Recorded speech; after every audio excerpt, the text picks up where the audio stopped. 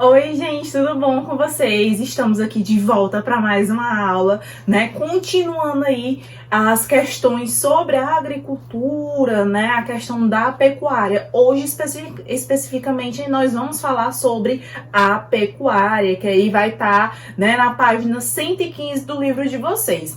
É interessante vocês lembrarem que a pecuária ela vai ter várias modalidades, várias formas nos quais elas são desenvolvidas.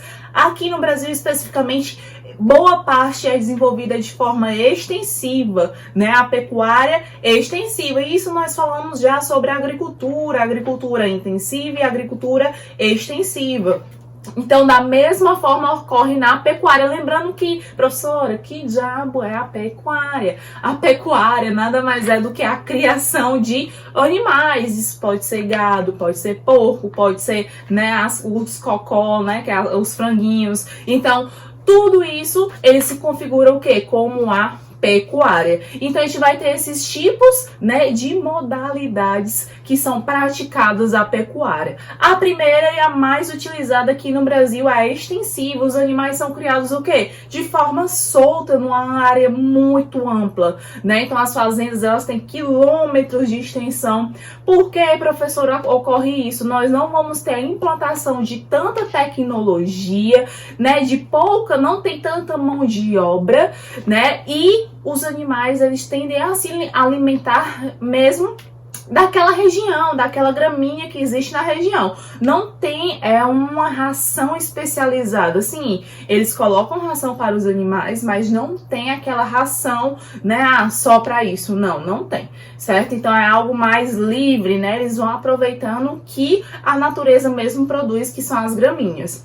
Já na pecuária intensiva é o oposto, são áreas pequenas, né, nos quais a gente vai ter um ambiente todo controlado, no qual vai ter a ração, né, temperatura adequada, vai ter um tamanho adequado para cada animal, então tudo é controlado e vai ter a implantação o quê? De muita tecnologia, né? Isso é a grande diferença. Então, professora, por mais que seja numa área menor, por mais que nós tenhamos uma menor quantidade de animais, geralmente a pecuária intensiva ela consegue tirar mais lucro do que a extensiva? Sim, dependendo do tipo de criação, como por exemplo a criação de frangos. A criação de frangos geralmente ela ocorre de forma intensiva, né? Então as bichinhas ficam dentro de uma gaiola, né, praticamente, no qual toda vez que ela põe o ovinho dela, o ovinho já corre, já vai para um coletor e já é tudo separado, higienizado, assim como também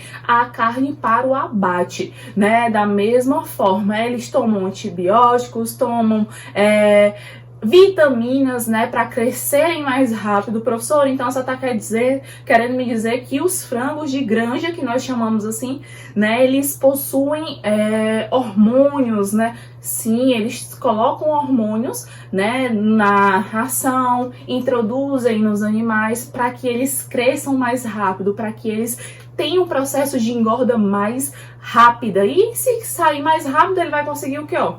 Lucrar bem mais rápido. Então essa é a grande diferença. E um outro tipo de modalidade muito praticada também aqui é a semi-extensiva, né, que você vai ter uma parte, ela vai ser solta, né, dos animais, mas também vai ter a utilização de tecnologia para conseguir maximizar essa produção, né, essa pecuária, né, essa produção de animais.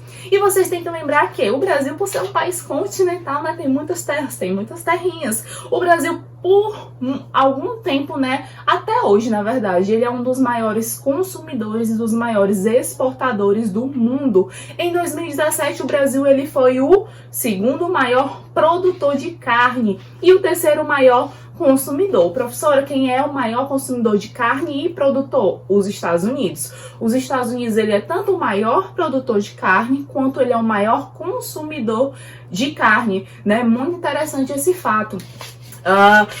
Outro país que também consome muito, a China, né?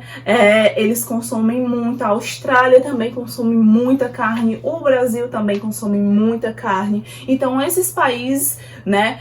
E o Brasil, professor, vai exportar para quem, né? A gente vai falar já já. O Brasil ele exporta muito, principalmente para os países ali do Egito, exporta muito também para o Chile, que é aqui próximo na América do Sul. Lembrando que o Chile e o Equador eles não fazem fronteira com o Brasil, certo, né? É uma peculiaridade aí que geralmente o pessoal esquece desse detalhe. Então, apesar de todos os avanços que ocorrem com as tecnologias, com as implantações e modernização no campo, cerca de 70% da produção ainda é feita de forma meio que artesanal, é feita com a criação de gado solto, né? Então, acaba sendo um pouco mais viável por conta da quantidade de terras, criar os gados, né, de forma solta, né, com que ele se alimente daquela vegetação que ele tem à disposição. Só que, se você for criar o gado nessa maneira, nessa modalidade, que é a modalidade extensiva,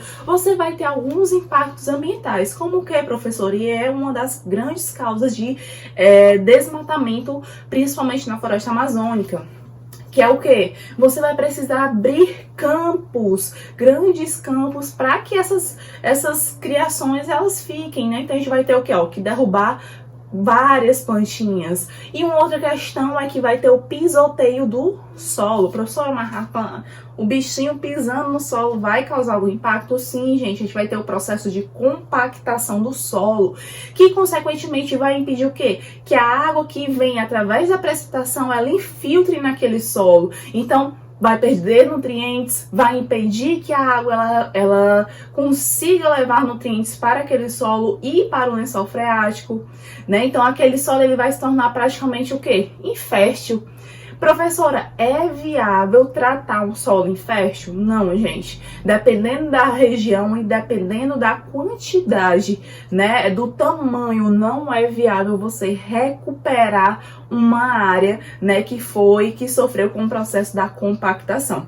Tá certo? Tudo tranquilo até aqui? E aqui no Brasil nós vamos ter uma grande produção de grãos também, né? Assim como na pecuária, a questão nós vamos falar agora a produção e exportação. A exportação ela não se delimita apenas do gado, né, das aves, mas também a gente tem uma grande exportação de importação também, né, de milho, de soja, de aveia. Para quê, professor? Para fazer a ração dos animais, né? Então, há toda uma logística e boa parte da produção da soja e de milho, ela não é para o consumo humano, ela é para o consumo das criações, né? E vale lembrar que os animais, eles também são um dos fatores que né, emitem muitos poluentes para a atmosfera. Pessoal, mas um bichinho, não é tão bonitinho a vaquinha, né, o boizinho? Sim, mas eles emitem muitos poluentes para a atmosfera através do seu punzinho, sim, através do punzinho da vaquinha, do boi, e da ruminação, que é o que eles ficam arrotando o tempo todo. Né, eles arrotam e fazem muito cocôzinho, né? Então esses dois processos aí, eles emitem muitos poluentes. Lembrando que a gente vai ter uma quantidade, uma população de criação, tanto de gado quanto de caprinos e ovinos, muito grande no mundo. No mundo, então se juntar todo mundo, né? Tá aí um grande índice de poluição que vai para a atmosfera, certo? E aqui no Brasil, né, boa parte, como eu já havia falado, da nossa criação, ela vai ser feita através da pecuária extensiva, né, através da criação dos bovinos. Aqui no Nordeste, professor, mas o Nordeste é seco, não tem nada. Gente, calma, vamos lá. Aqui no Nordeste, sim, nós temos grandes fazendas que criam gado, que criam aves, que exportam, né? Ou melhor, exportam, eles vendem carne para fora do país, por Egito, para o Oriente Médio, para os Estados Unidos, para a China. Então, ó, tem muito dinheiro envolvido. Principalmente, eu já até falei para vocês dessa região que também tem a criação, além da agricultura, desenvolvimento da agricultura. A região sul do Maranhão e do Piauí. Nós vamos ter grandes fazendas lá de Perdete Vicim, fazendas gigantescas que elas fazem a criação de gado principalmente para exportação, não é para o mercado interno. Beleza, tudo tranquilo. E a pecuária intensiva aqui no Brasil nós vamos utilizar principalmente para as aves, né? Para a criação das aves, porque aí é todo um ambiente controlado, ele consegue fazer a engorda mais rápido dessas aves, consegue coletar, por exemplo, se for um frango, né? Coletar o ovo do frango, fazer toda a higienização e já levar para o mercado consumidor. Então há todo um ciclo econômico que é envolvido. Por isso que é melhor deixar num sistema intensivo, porque ele consegue controlar todo o ambiente e maximizar essa produção, evitando o quê? As perdas, né? Evitando que a disseminação de doenças. Beleza? Tudo tranquilo? Então, a carne e o frango são os nossos maiores produtos de exportação no Brasil com relação à pecuária. A carne, ela vai para Hong Kong, para o Irã, para o Egito, para a China, para o Chile, né? Já o frango, ele vai tanto para a China, para o Japão, que o Japão eles consomem muito, né, por ser uma carne branca, para os Emirados Árabes, que lá eles não têm uma tradição, né, tão grande de fazer a criação de aves. Então, gente, não se enganem, boa parte das nossas criações, elas são feitas para o mercado externo, assim como na agricultura, eu já expliquei para vocês.